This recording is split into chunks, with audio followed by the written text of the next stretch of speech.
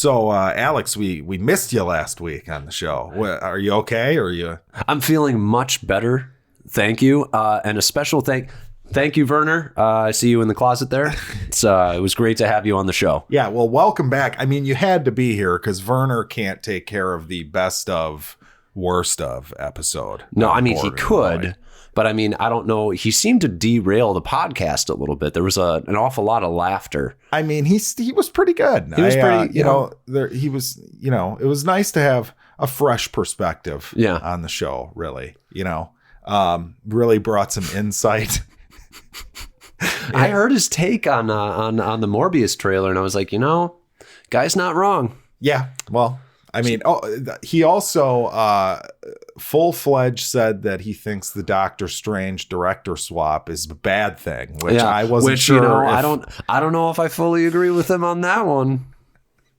So today is I'm here with Home at the Movies. Oh, and sitting across from me is Jackson. And today is the worst of / best of episode. So get your pens and papers out and figure out which movies you need to avoid and which ones you need to see. Yeah. Welcome to Bored and Annoyed. Yeah, welcome.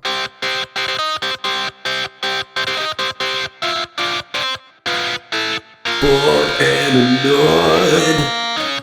I'm assuming we're starting with worst of. I think that would be a great place to start. Okay. Any honorable mentions, things that you dishonorable saw? Mentions? Dishonorable mentions. I would say, because it just squeaked out. Okay. Chucky. Okay. I think that was a atrocious remake that completely misses the point of Chucky. The acting is pretty bad. The writing is even worse. Okay. The kills aren't great. It's a shitty remake, and Hollywood needs to stop this shit. I'm with you. I'm going to say, we were just talking about it before we hit record. I'm going to say Star Wars. Not so much because I think it's just this complete pile of trash, which I do think it is from a writing perspective, but just because it offends me greatly that it exists. It is an offensive thing that happened. Right, exactly. In a time when we're all worried about getting triggered. But yeah, that's all I really have for worst. For dishonorable. For dishonorable. Yeah, okay. No. So you want to start it off? What's your number 5? Yeah, my number 5 is the Keanu Reeves soon to be cult classic Replicas. Oh, Replicas. Yes. Stealing all the car batteries to now if Replicas is on your list at a higher spot, then we can hold off on talking about it until maybe. I feel like that's a spoiler for my list, but also yes. Okay. I don't think that's much of a spoiler. No, it's not. I feel like the people should assume. Yeah, I would agree with that. Yeah. But what do you got in 5th? Number 5 for me is Rise of Skywalker. Okay. This is one of the most offensively poorly written tentpole films. And I almost want to separate it out. Like there are tentpole films and then there are tentpole films. You know, there's like a Captain Marvel that's a tentpole film, and then there's a Star Wars, and then there's an Avengers, and then there's a Jurassic World. This is one of the most offensively poorly written, poorly planned pieces of fucking fan fiction I've ever seen in my life. And it's offensive. Okay. And also the fan service is just disgusting. It's just disgusting. I'm sorry, Chewie gets a medal. Fuck off. I clapped. I know you did. Yeah. Somehow the Star Wars fan in you came alive for that 1 second. It was great. It was the diamond in the rough. It makes no sense. It makes no sense. Yeah. It was like in her box next to her lightsaber, but all those characters. That's a story for another time. Yeah, right. So it sucked. Awful. It sucked really badly. And I don't. It just infuriates me. That's why it's on the list. One that infuriated me was Terminator Dark Fate. Oh, yeah. Yeah. That's also higher on my list. Okay, so we'll pass it on. Yeah, no, and we're not going to spend much time on this, folks. We want to get to the fun stuff to talk about here. Right. So, yeah, Terminator Dark Fate. What do you got in 4th? What I have in 4th is actually Hobbs and Shaw. Oh, wow. That movie is super fucking dumb. That's one of the dumbest fucking movies of the year. Like it turns from night into day in a matter of 30 seconds. The Rock he powers his way to holding like a fucking helicopter attached to a fucking truck. That's fine. He just Spider-Man's down a building. He and Jason Statham dislike each other for no real reason. One of them's a cop and one of them's a bad guy. Yeah. And also it's disgusting to watch The Rock never play a bad guy. He can't do anything offensive. He's got to be the most charismatic person in his own movie all the time. He's so branded. It's fucking boring as shit. And that movie sucked balls. I thought it was okay. Yeah, that movie sucked. I thought it was all right. So I feel like you didn't think it was all right at the time. I mean, it was fun. I had fun. I mean, it's stupid, but It's I had fun really watching stupid. It's not as stupid, or actually maybe it is more stupid than my next one on my list, but it was just so boring. The Curse of La Llorona. Yes. And by the way, if you guys go to the website, you can actually search for all these movies on the homepage and you'll find where we had reviews of them or whatever. So if you want any sort of extended review of these, go there. It's a great plug. The Curse of La Llorona, it's another Conjuring universe movie. It's jump scare bonanza, and they're all telegraphed. It's terrible. The girl you like who plays Hawkeye's wife, I forget that actress's name. Oh, yeah. She's actually pretty good. Linda Cardellini. Yes, she's actually pretty good in it. She was great in Green Book last year. Yeah, she's just great. Yeah, so she was the star of this, but it's stupid. It's another boring, you've seen it 100 times before. It's so crazy to me that that's a universe. How is the only good movies are the two Conjuring movies, I think. Right, yeah. Yeah, so let's just... Why? I guess it is. Wasn't The Nun like super successful? And that was number one on my worst of last year, right? Yeah. That was just... God, crazy to think that was a year ago. Yes, it was terrible. Or over a year ago. Shit. Yeah, so the next one on my list, that's Replicas. Okay. Number 3. This is one of the most poorly written things. What a joy of a bad movie, though. It was actually fun to watch. It was a blast. It was a little bit of a roller coaster because it wasn't fun to watch at the beginning. No, it's just and then boring. when like his plan starts happening and you start seeing him like, clone his family and all this, like it just gets dumber and dumber. Yes. My favorite part of that is when he goes around and steals all the car batteries and the cop stops by and is like, "Hey, do you know anything about this?" And like, it was just he's the worst. He's the worst liar on the planet. He's like, no, I don't know anything about. Okay. Not conspicuous. Speaking man Keanu, whose family is the horror convention I went to last year. I'll be going again this summer, and Ted is going to be at Bill and Ted. I forget the actor's name. He'll be there. Alex Winters. Yes, there you go. Yeah, but yeah, the movie sucked. Movie was awful. And the ending, like the dark ending. Oh yeah. That was that put a smile on my face when the robot's revealed and you're like, wait, what are you? The whole movie. You don't get to like, but this is one of those things where like I am convinced, and I think I said it at the time, that Keanu is such a nice guy that he had a friend who had a son who wrote a script, and he's like, all right, I'll make your kid's movie. Well, it's like the concept of the movie wasn't. Like, there's so many things you thought it would do just being the type of movie it is, and it doesn't get into that shit at all. It's a movie written by somebody who loves the idea of cloning, but has never seen a cloning movie. So they didn't realize that all of this shit had already been done before. Right. Yes. It was fucking fantastic. My number 2 is the worst superhero movie of the year, perhaps the decade, Hellboy. Oh, yes. Hellboy. I didn't think it was that bad. I'm gonna pull a U. I didn't think it was that bad. Folks, go listen to our B&A reviews episode of this. I believe Spoiler Steve he was a part of it, yeah. I was the lone man on the wall on that one. With the D-. With the D-. Yep. It is so bad. I mean, it's ugly to look at. Yep. It has poor action scenes. It's a mess.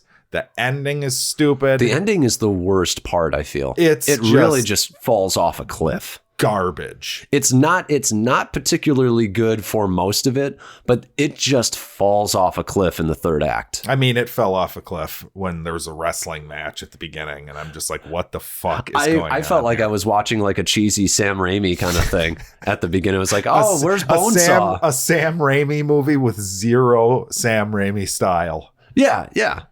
I don't know. Maybe it's just Spider-Man 1 creeping back into my consciousness. Oh, God. But yeah, what's your number 2? My number 2, gosh, I'm gonna pull my list back up here. You have to remember it, huh? You have to. Terminator Salvation. You mean Dark Fate? Dark Fate. Did you write Salvation down? I did write Salvation. It's so bad I can't even remember the title. It was terrible. It's fucking atrocious. Yeah, another offensive sequel that shits all over everything that was. But you know what, though? Can we just end at T2 and just pretend none of this other nonsense exists? Can we just ignore it? You know what? And the more I'm thinking about it, the more I'm thinking it deserves the number 1 spot, because number 1 on my list doesn't do what this movie does, which is tries to undo 2 cinematic classics. Okay, and let's just hear what it is. Just spit it out. Number 1 is, well, now number 2, because I am switching you're this. Swapping. I'm calling an audible. Number 2 is Gemini Man. Okay. Gemini Man was number 1. It didn't make my list. I hated Gemini Man. It sucked.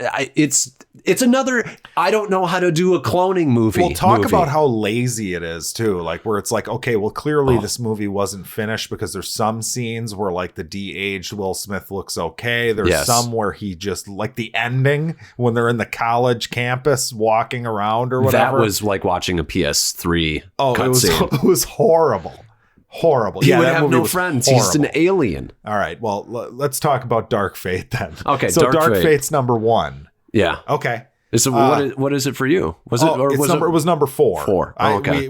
You told me it was higher on the list. You're probably shocked that it's 4. I am a little bit, because I hated it. I think you were maybe even more mad than I was at the time. I hated it so much. But so much. It's so offensively bad. And yes, there is the politics angle of like, which doesn't bother me so much when it's done well, but when it's so, what bothers me about it in this movie is that they use it as shorthand for like our characters, we have a message, but guess what?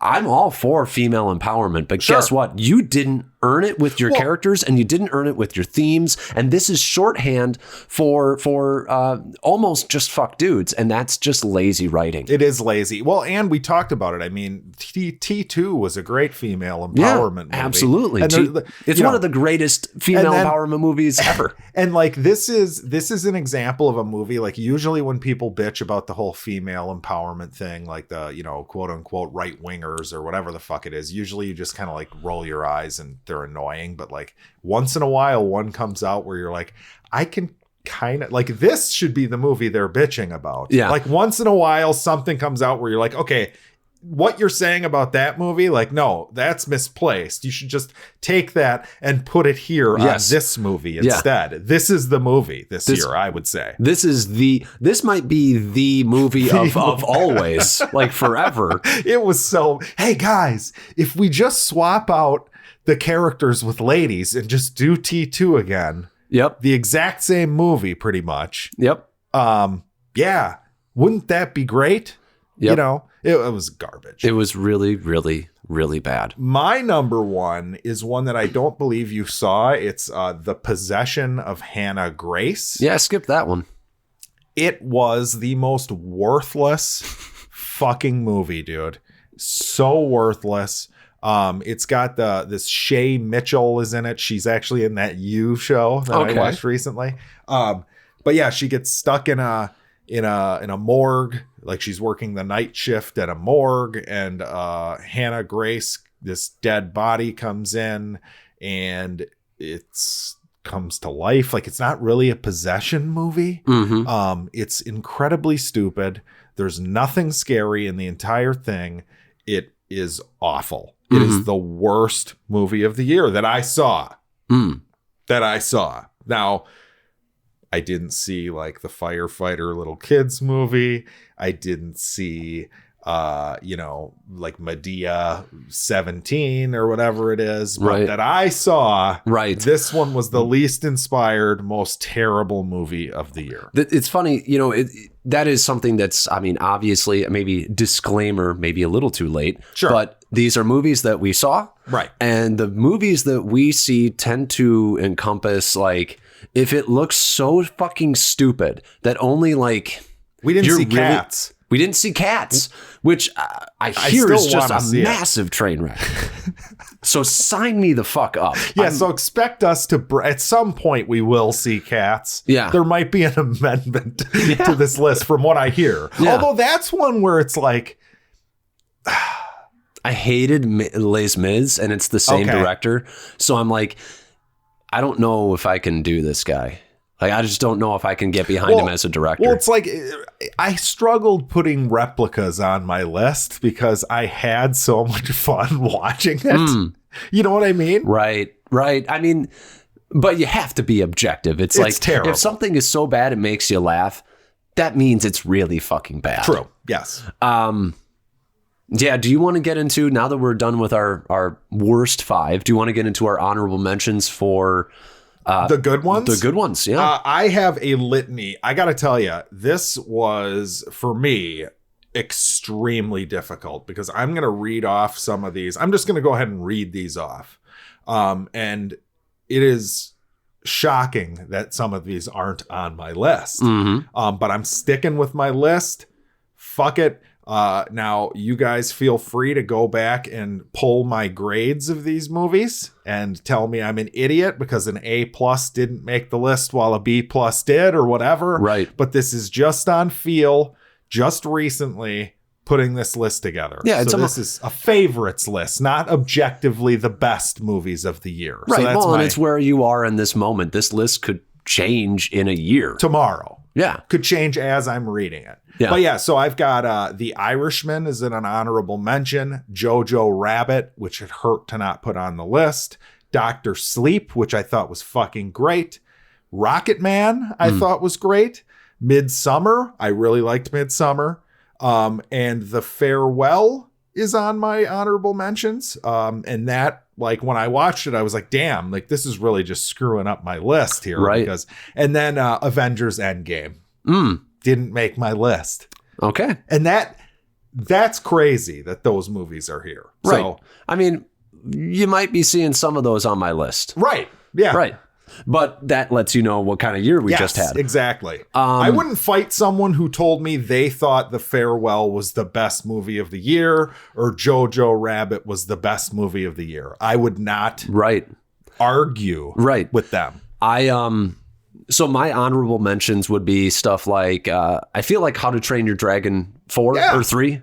That was great. It was a great movie. The Spider-Man Far From Home. That was a fun little movie. That was good too. Let's see what else is there. I think it's a tough one. You know what? Yeah. Dr. Sleep. Dr. Sleep is there too. That was a tough one to leave off the list. Right. Yeah. Well, they did. I mean, considering what the task at hand was. Right. The fact that it turned out as well as it did. Yeah. Togo would be on my honorable mentions. Didn't even think of Togo. Yeah. Well, that's the thing is, like, I started thinking about, like, not just shit you saw in theaters, streaming shit. What did you see streaming? It's like, okay, yeah. What else was there streaming? The El Camino. That was great. That was a really good one. So yeah, those are kind of my honorable mentions. Sure. Oh, Toy Story 4. I feel like I would be remiss if I didn't bring up Toy Story 4. It was good. It was a lot of fun. It was good. So that's mine. What's number 10? My number 10 is Alita, Battle Angel. There she is. There's my girl. She had to make the list. It's been a while since we saw it. Yep. Just such a great, fun movie to watch, especially in theaters. I recently rewatched it at home, and it admittedly doesn't have the punch that it did that first time you saw it. But we don't get enough movies like this. I really want it to succeed, so I would be remiss if I did not put it on my top 10 list. Well, thank you for putting it on your list. We might be discussing it a little bit later. Okay. My number 10 is going to be 1917. Oh, really? Yeah. Okay. I kept thinking about the experience that I had, and I feel like I was Or I feel like Werner maybe Was a little harsh on it. I think it's probably like a B+ movie. Okay. I think it's very, very good. Well, you hadn't given your grade, really. Yeah, so there's my grade. Okay. I mean, Werner said my opinion didn't fucking count. He said doesn't matter what I said. Yeah, I fucking heard you, Werner. So, yeah, that's it's a good experience, a great experience in the theater. It is. So, yeah. It is. My number 9 is Ad Astra. I loved Ad Astra. I know you did. Fuck you all. I know it's boring and I don't think whatever. It was boring. Not you, but people. But the people. I loved it. I thought it looked beautiful. I thought the themes of it were great. Brad Pitt was great. Mm-hmm. It would have been higher on my list, possibly in that like top 2 or 3, if it didn't have the voiceover narration from Brad Pitt. That was unnecessary and felt studio meddling-ish. It was a very good movie. Yes. It was a very good movie. Yes. So that's my my number 9. My number 9, and it's weird to think that this came out this year because I feel like this was a last year movie. Okay. I mean, technically it is. Was it on your top 5 at mid-year? I don't think it was. Okay. Maybe it was. Hotel Mumbai. Okay. Hotel Mumbai is such an experience. It and 1917 are very similar. Now, Hotel Mumbai is much more, I feel like, emotionally gripping. Yes. They're both intense. 1917, yes, they're both very intense movies. Maybe 1917 during a shorter duration of the movie is intense because Hotel Mumbai is like pretty much intense for the whole movie. Pretty much. I mean, well, I think you have to get to the inciting incident and then it becomes intense. Agreed. And actually, I do feel like 1917 tries to be intense pretty much from the get-go with the whole "it's your brother, go save your brother" angle, because the music kind of starts then. I think I can't remember exactly. Sure, but yeah, Hotel Mumbai is a great movie. Great performances, great message, just gripping. Okay. I'm going to say that Ford vs. Ferrari comes in as the 8th best movie of the year. Now, as a movie for everyone, like a popcorn movie, this is probably the number 1 movie of the year for me. Just as anyone's going to see this. Everyone's going to get a lot out of this. This is a dad movie. Sure. This is the movie that you could see with your dad and he will just love it. Right. That is true. A dad movie. It's a dad movie. It's like, what was the mom movie with Charlize that I never saw? I can't remember. Was it the one that I saw? Long Shot? No. It was one where like she's like has a kid. Whatever. I don't remember the name. It started with an M, right? Yeah, something like something. Yeah. Right. But anyway, I'm sure it was great. Yeah, Ford vs. Ferrari, number 8. Yeah. What a movie that was. Yep. I might be talking about it later. All right. Well, yeah, I'm not going to say those things. I mean, it's possible Holmes already said a couple movies that we might be talking about later, but I'm not going to reveal that because fair enough. I like to keep it a secret. Number 8 for me is The Lighthouse. Okay. This and this is a tough list. This was a very tough list this year. Yes. Because at the time when I saw it, I was like, that's probably a number 3 movie. But then you sit with it more and you're like, God, but I think I liked these ones more. And yeah, it fell to number 8. But that's not a crime considering the movie year that we had this year. Yeah, well, and I'm just going to cut you off and say that it's my number 7. Okay. So we can just keep talking about it. There we go. I was thinking this was the toughest placement for me because this could be number 1 or 2 if I was going off of a filmmaker creating a piece and doing it pretty much perfectly for what he was trying to do. Now, did I leave the theater like happier than I was with any other movie that I saw? No. Sure. But that really wasn't what it was designed to do. No. It's beautiful to look at. The 2 performances are 2 of the best of the year. I think it's one of the most, if we were doing like a list of like most well-crafted, unique movies, it probably would be the most well-crafted, unique movie. Yes, correct. This Robert Eggers is just awesome. And I think I kept thinking this year, there were movies that were like movies, and then there were movies that were like experiences. Yes. And Lighthouse was one of, I want to say there were about, well, I guess technically they're all from this point on, I would consider experiences that I had in the theater. Number 9 and number 8, I guess, you know what? Fuck it. This list is the experience list. These are the ones that made me like, that's something I'm going to remember. Okay. Yeah, and there were so many good movies this year. Yeah. I would say. So you people bitching about the lack of movies. You need to broaden your horizons. Which you probably wouldn't be listening to this podcast. No, I don't. Yeah, right? I don't know who we're talking to when we say stuff like that, actually. Go tell your friends who bitch about movies. All we do is bitch about movies, really. But yeah, I mean, Lighthouse has great performances, great structure, unbelievably written. Yeah, I don't even know what the fuck happened in it, and I still thought it was great. You know what I mean? It was just awesome to watch. But I feel like that should be on the box. I don't know what was happening, but I thought it was great. Yeah, that would be a good quote. Yeah. You know what's funny is if you read that as a quote from like a critic, you'd know exactly like the type of experience you were going to have. I feel like that's You know right. what I mean? Yeah. Like you'd be like, all right, well, okay, I know what I'm in for here. Yeah. You know, but yeah, continue. Number 7. 7 for me is Alita. Okay. Barely just squeaked by The Lighthouse because fuck it, I am a sucker for big budget action adventure movies. Yeah, we haven't had one, or we don't get enough of these where it's like this property that's a little bit goofy. It's a little cheesy, off the beaten path. And it was done extremely well. It's entertaining throughout. And it's one of those things where I didn't even think about it while making my list, but there is, I guess, maybe a tiny bit of bias because it's like, oh, finally a good anime adaptation. Sure. One I never would have expected to see. This movie is way better than it has every right to be. And it made me realize while putting this list together how sorely lacking we were this year of good tentpole action adventure movies. Yeah, there's not many of them on here. No, this is maybe the most artsy list I've ever had ever because there are so many good art and indie type films, character driven, whatever you want to call them. Right. Where the blockbusters really fell the fuck off this year in a major way. You might be right. My number 6, we just recently discussed. I'm assuming you have not seen it yet, but it's The Nightingale. The movie that's hard to get through from the from the Babadook lady. Yep. Just a brutal movie, but at the end, it's so cathartic. It's a great experience to watch it once you're past the part that's hard to watch. Sure. I loved it.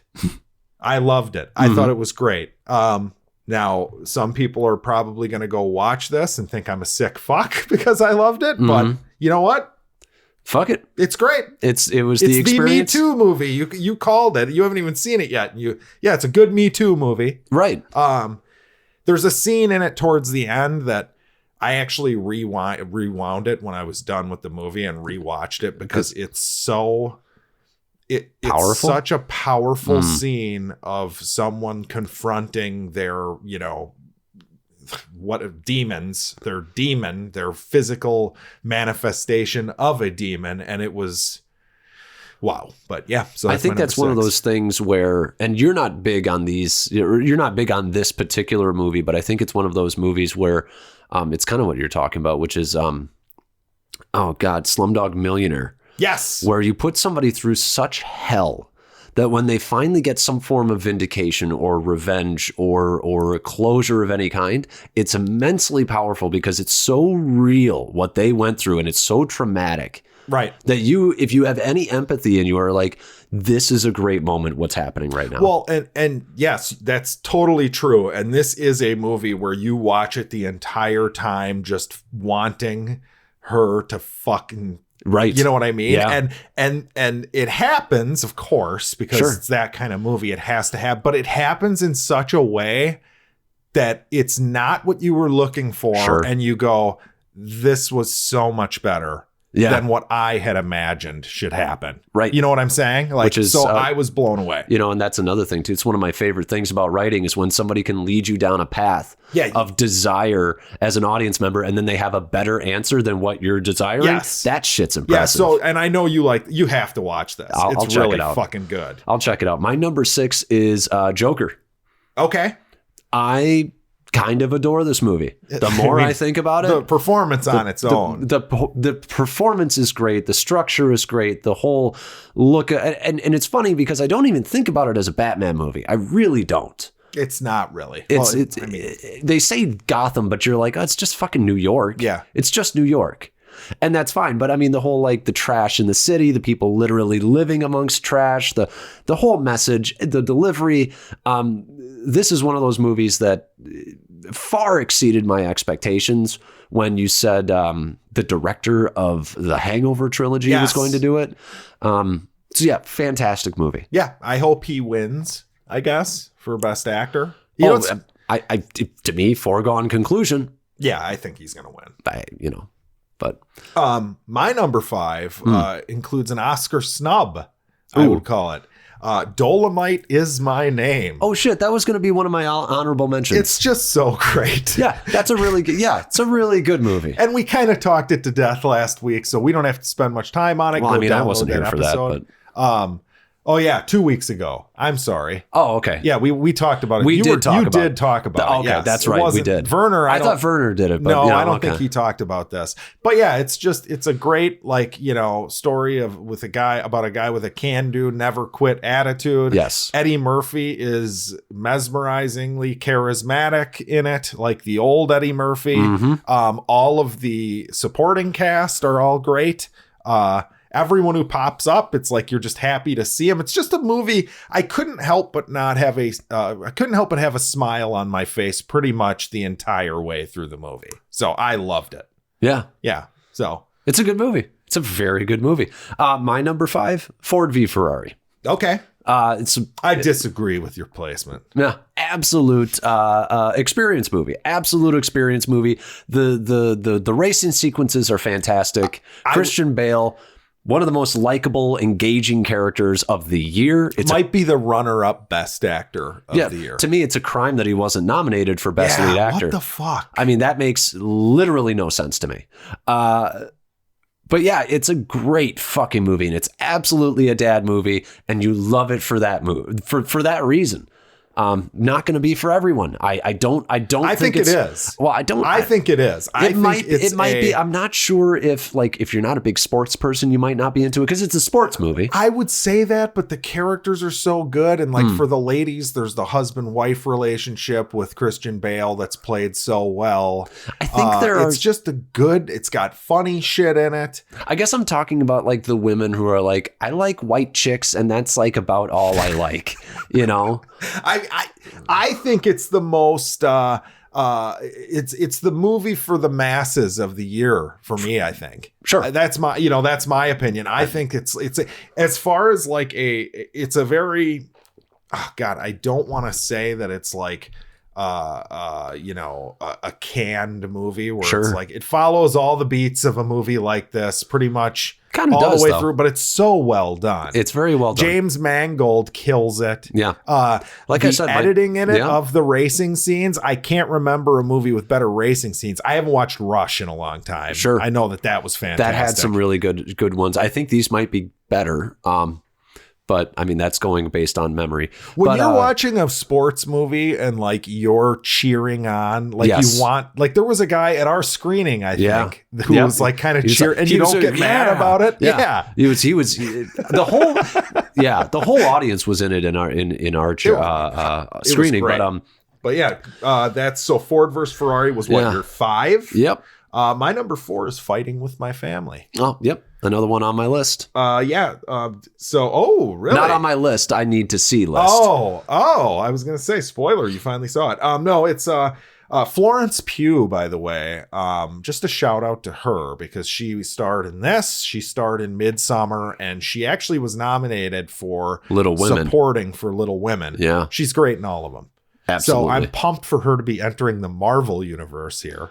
this year. I'm just glad that she's a bright, amazing new talent, and I'm glad that she's finding success, and I'm assuming big bucks with Marvel. So yes, I'm a little annoyed, and not as bad as the snub of Toni Collette last year, but I mean, I would have to pull the Oscar Best Actress list up, but I could have been totally supportive of Midsummer, her being nominated for Best Actress. I'm fully on board with that. Whoever you think is the weakest, she should be in that spot for sure. At least, I mean, she was great. She was one of the best of the year. Yeah, it's a crime she wasn't nominated. But yeah, Fighting with My Family. It's a wrestling movie about Paige, based on a true story. It's got Cersei Lannister and Shaun of the Dead's buddy, Nick, whatever his name is, are the parents. Yep. Another, can-do attitude movie, never give up type thing. Really funny, extremely heartwarming family movie. It was great. So this was where my list became very tough. Oh, okay. Because there was a clear divide of like, those were great movies. Okay. And now these are great movies. Okay. And this was where I literally just said to myself, just put them in any old order because it doesn't really matter. They're all kind of tied for number one, but they're vastly different movies. So number 4 for me is Parasite. Okay. I adore this movie. Yes, it's amazing. We just watched it. I watched it with the wife the other night. Yeah. And I mean, we're not getting into spoilers too much here, but let's just say when the movie turned, it was fun to watch it with someone that didn't realize that was what was coming. Yes. You know what I mean? And it just made me love it all the more. It's an experience movie. Yes. It's an absolute experience movie in it's maybe the weirdest experience because it's so all over the place as far as like inspirations for genre. Yes. So it's so like, crazy. Like, is it a thriller? Is it a horror movie? Is it a comedy? Yeah. What is this thing? And you keep trying to peg it down, and it keeps like wiggling its way out of the box that you put it in.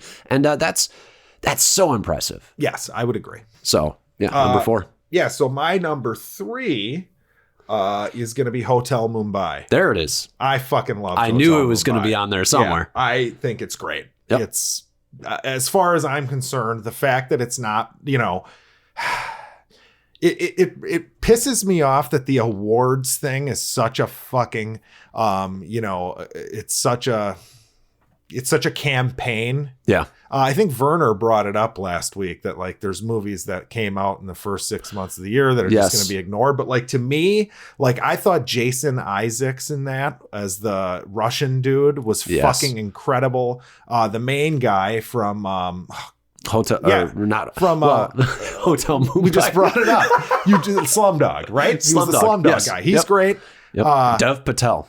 Yes. He's fucking incredible. That, and as far as like an intense movie that I figured, I mean, it's a terrorist movie. It's going to be some level of intensity, but it literally is rough. It's a rough watch. It was a rough watch. But it pays off. It's so well. It's beautiful. End. Yes. It's amazing. Yeah. I loved it. Yep. There's a reason it's on my list. Yes. It's great. Number 3 for me is Avengers Endgame. Okay. This was an experience in the theater. Note, Avengers Endgame did not get number 1 this year. So you people that are calling home a Marvel shill, it's only at number 3. So either he couldn't make it too obvious to do it twice. Twice in a row. Yeah, twice in a row. Yeah. Well, I mean, it's one of great, it's such a good fun time in the theater. I've never had that was one of those experiences where like you could say, oh, well, how is this an experience, Alex? You see that fucking opening weekend. You had to, right. And when you saw that opening week, I've never seen a crowd do what that crowd did in a theater. The last time I saw a movie that felt like that much of an event, and don't laugh, was the opening night of episode 1. Yeah. Phantom Menace. Yeah. You know Absolutely. What I mean? That People was because that place was crazy that I night. remember my showing, a dude was running up and down like the front with like the fucking dual lightsaber from Darth Maul from the like it was pandemonium. Yes. And no, this that's was how it felt. There were moments in it that were total cheer, I've never experienced that, and I doubt I'll probably ever experience anything like that again until the next Phase 7. It's going to be tough, though. Movie. I mean, it's going to be tough to replace characters like Cap and Tony, who are so beloved. They're like universal archetypes, and it's hard to replace those. But yeah, it's just a really good movie. I've seen it probably like 6 times at this point. Okay. And it holds up. It holds up, and I feel of course like it holds up. It came out like 6 months ago. Well, no, but I mean repeat viewings, so like it doesn't okay. get worse upon viewings. No, and I feel like if there are people who are like, oh, this plot, I feel like a lot of the nitpicks in the movie are just that, they're nitpicks, and I am a nitpicker to death. Oh, you are the biggest nitpicker. Yeah, I am. But those, and it's not that it's a Marvel movie, it's just that it's such a well-crafted movie in every area that matters. Well, and again, it's what were they trying to accomplish? Sure. How difficult was it to accomplish? Sure.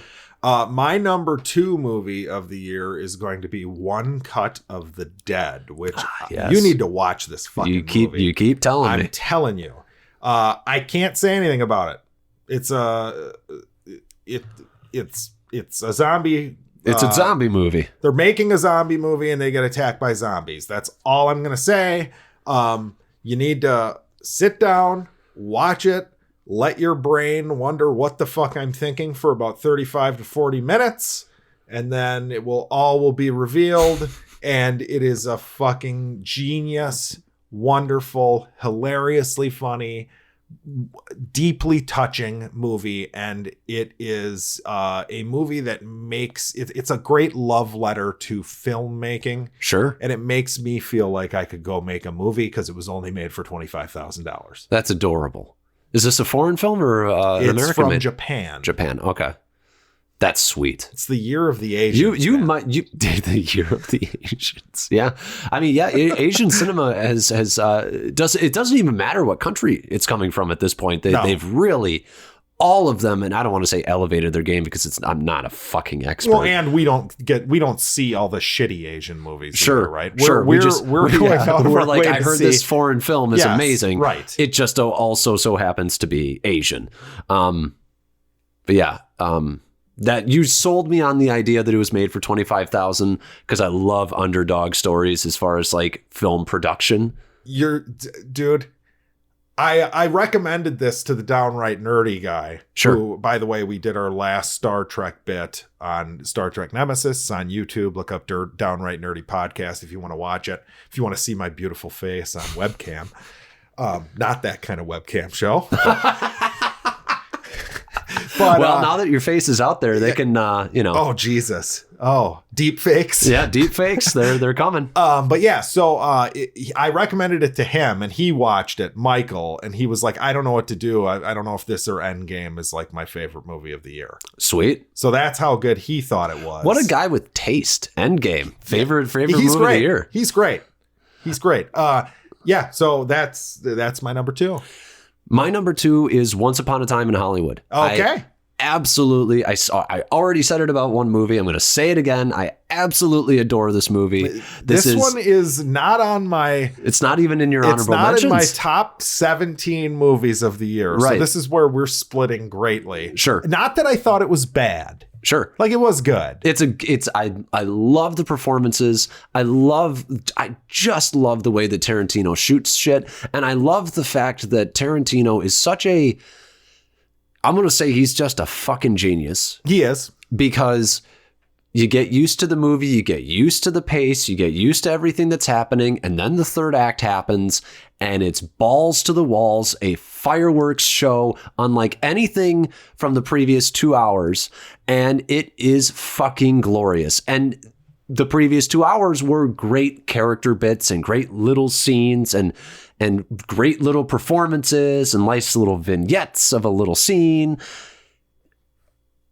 Unbelievable. I'm blown away that he can still do it this well and not have sword fights in it. Okay. So my number 1, Parasite. There it is. And this was one where as soon as I saw it, I went, that's going to be the best movie of the year, because I can't think of the last time I've seen anything like this ever. Mm-hmm. I actually had the thought to myself that it might have been one of the best films that I have ever seen in the theater. Mm-hmm. I could not believe what I had just seen. Mm-hmm. It didn't make sense to me. It didn't compute that usually if something does tonal shifts the way this movie does, that it's usually like a disorganized, sloppy mess. But he somehow managed to set up the movie in such a way where it doesn't feel that way. But yeah, in my opinion, this guy, this Bong Joon-ho, is the man. And I can't wait to see the next thing that he makes. He's a genius in that what you're talking about requires tonal understanding, and it requires an understanding from a scene perspective to be able to, in that specific scene that you're talking about, bridge the gap of the tones that we're talking about. Right. So in that moment, he has to make it feel organic in that moment, but also structurally, he also has to understand, like, okay, so that works for the moment. But can I keep people in this new moment? Can I keep that as the tone when I've established this is the tone?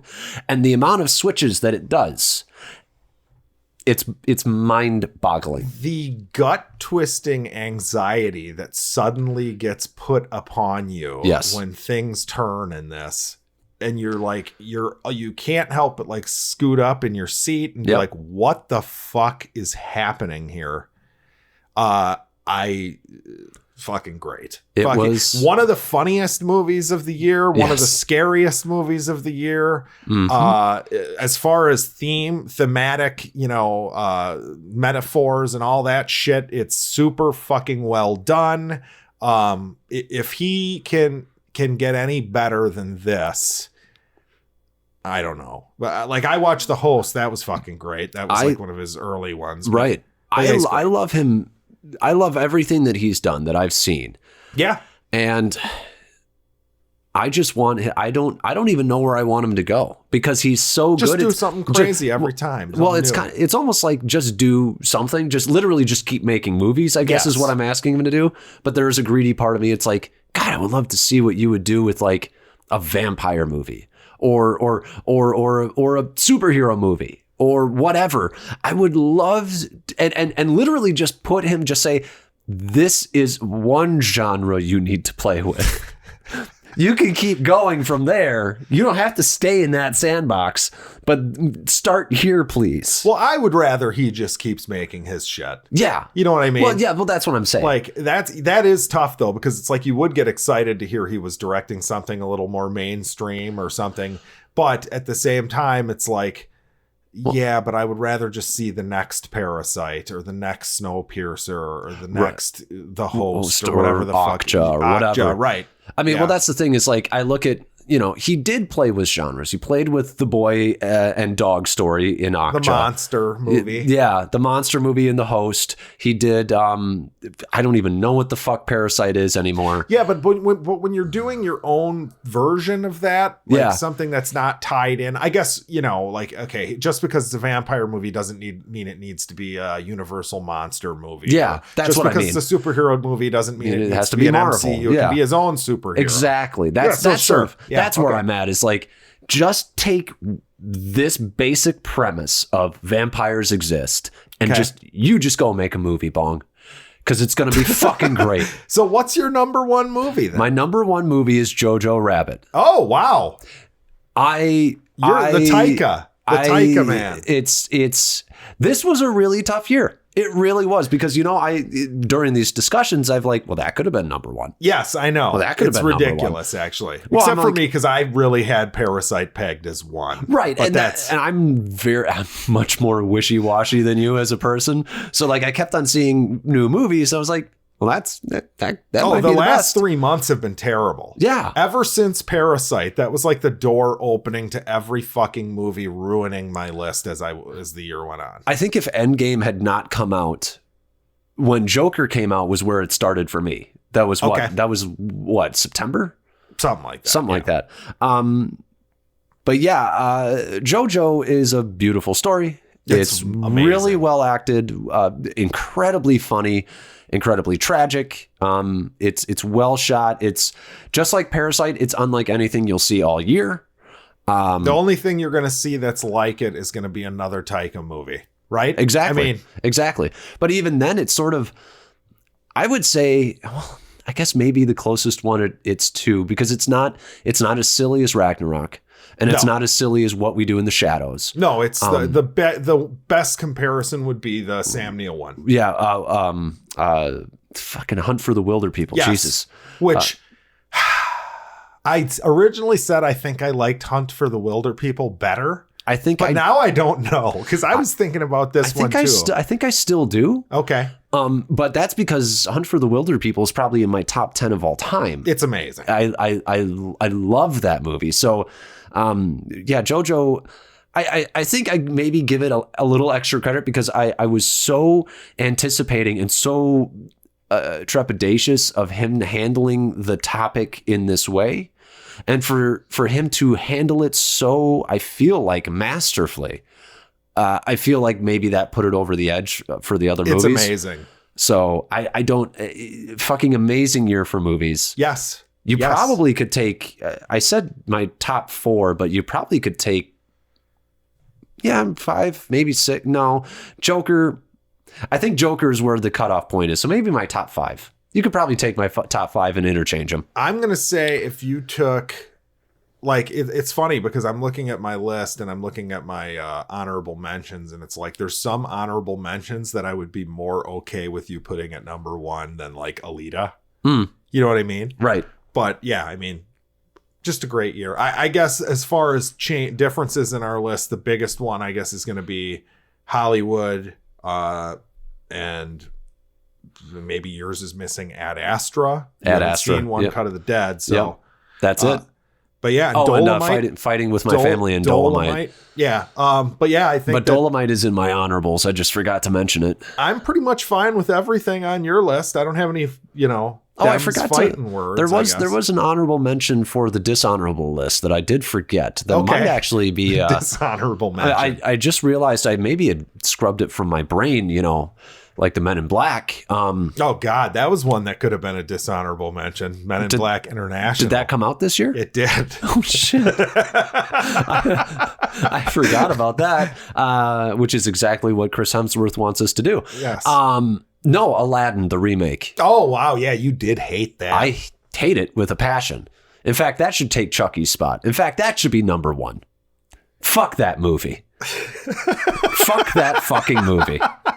Yeah, I didn't think that was that bad. That movie was hot steaming garbage. Yes, you did hate that. I guess what do you next year? Let's look forward to next year to end this show. What, that you're looking for, what are you looking forward to? Like Dune is probably maybe my number 1. Yeah, we got to see what he does with Dune, right? Tenet looks fucking amazing. It does. Yes. I can't believe how terrible that first little teaser was.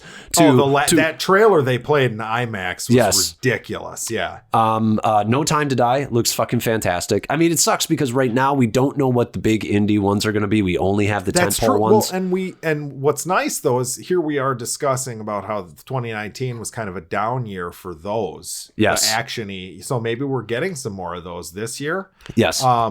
We don't get a Mission Impossible till 2021. That's right. That's right. Yeah. So we're gonna have Bond this year. Yep. I'm looking forward to there's a few horror movies actually. There's Sister Agatha or whatever the hell it's called from A24. That's the one with the Billie Eilish song in the trailer. Yeah, that looks really good. The Lodge looks really good. Yeah, The Lodge does look good.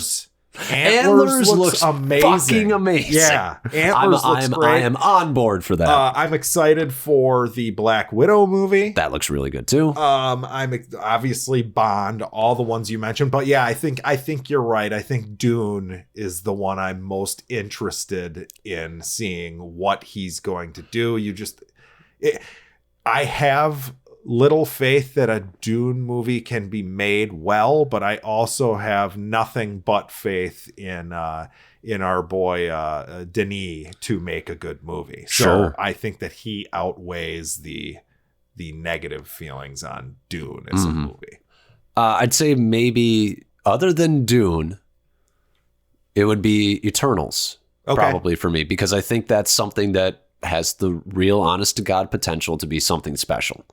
Yeah, well, I don't know anything about it. So that's what's kind of exciting And- is a and- new superhero movie that I don't know shit about. It's one of those things where I have a cursory, and I knew a little bit about Guardians before it came out, not much. I knew the basics on the characters. That was about it. But it's one of those things where I'm like, I know the Eternals a little bit, but I know their world even more, and I know their relation to certain bigger things in the universe. So the fact that we're getting those things has me incredibly excited. That is exciting. It's I mean, I'm super pumped, and we'll end the show on this. Morbius. I cannot wait for the New Mutants. yeah. That is going to be interesting. I can't wait to see it. I hope it's good, man. I can't imagine. I'm hoping it's another. I'm hoping it's another Fantastic Four from 2015 or whatever. Which did we ever even see that? I haven't seen that. I still haven't seen it. Actually, there is one other thing I want to bring up on this show. This is very important to me. Sure. We did movies today, Yeah, but there's a bunch of other shit. I was just gonna say if the best of 2019 included other shit, Dark is as good as anything we talked about, probably. It's true. Or It's better. true. I was going to say, maybe we should save that for best of 2019 TV other shows, shit. Other shit. I mean, we could at some point, but I found some new bands. But you folks out there, yeah, fucking fire up Dark. it's on Netflix. Yeah, change the audio to German audio, Yeah. English subtitles, and watch it because it is masterful. And another one where actually, if you want to find our conversation on it, if you need to be talked into watching it, the first one we did was spoiler free. And I'd like to pat us both on the back because I thought it was insanely well done, spoiler free discussion considering masterful. the show. Yeah, it was masterful. I'm going to call it that. It was Probably masterful. our best work. Yeah. When Werner wasn't involved. God. Our best Werner-less work. Oh, wow.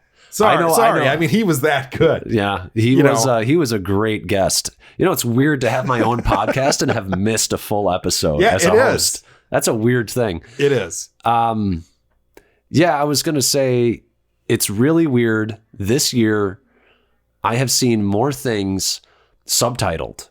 And almost all of the things that I saw that were subtitled ended up being some of the best shit I saw all year. That's, like talking about Dark, talking about Vinland Saga. I'm now on Demon Slayer. So many great Parasite. Just so many amazing foreign things coming out. It's crazy. Yeah. Well, and then I you know what? Fuck it. I'm going to call Jojo Rabbit a foreign film. Oh, Because really? he's from New Zealand. He's from New Zealand. All right, that's it. That's it. I'm done. Oh, Jackson, are you done? We're wrapping up. Were you napping in there or what? Do not worry. I am here for the full episode. Are we ready to record? No, you were only in because home was. Get the fuck out of here, dude. I'm doing the No, you are not doing the episode. Werner, what's your favorite movie of the year? We'll just get that out of the way. No, I do not have a favorite movie. I told you already. I see I'm them all. I'm not giving him any respect, home. I hope you don't mind. I don't fucking, what the fuck are you doing? You need to get out of my chair now. It's starting to sound a little bit like Arnold now. Like this is a little pathetic. Fucking get your hands off. Yes, you will die now. You will meet your maker and you will see the indifference in his eyes as I choke the life out of you. I'm just going to let this go. Maybe home will be back next week, folks. Yes, or maybe he will just die right now.